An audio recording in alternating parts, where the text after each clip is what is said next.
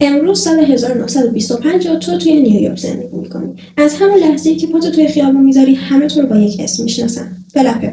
اما چرا؟ فقط چند سال از پایان جنگ جهانی اول گذشته. شهر پر از موسیقی‌های جاز، مهمونای شبانه است و نسلی که دیگه نمیخواد شبیه گذشته باشه. اگه تو میخوای شبیه فلپر واقعی باشی، باید اول از جلوی آینه شروع کنی. اولین کاری که میکنی کورستای تنگتو کنار میذاری، چیزی که سالها برای داشتن یک کمر باریک اونا رو تحمل میکردی. قدم بعدی اینه که موهاتو باب کوتاه کنی، لباسای آزاد با کمرهای پایین بپوشی، لباسی که با هر قدم ریشه ها و منجوقاش همراه با تو حرکت میکنن.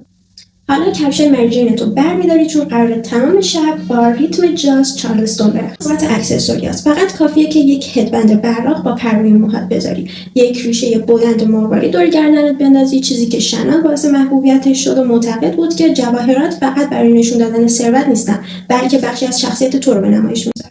دیگه حتی میکاپ کردن هم شبیه نسل قبل نیست. رژ لب تیره، چشمای دودی و ابروهای خطی از پای ثابت تمام میکاپای فلپر است. دیگه تو هیچ شباهتی به دختری چند سال قبل نداری. در کلاب جاز باز میشه و تو با اولین قدمی که برمیداری بدون اینکه حتی یک کلمه صحبت کنی، همه میدونن که تو یه فلپری.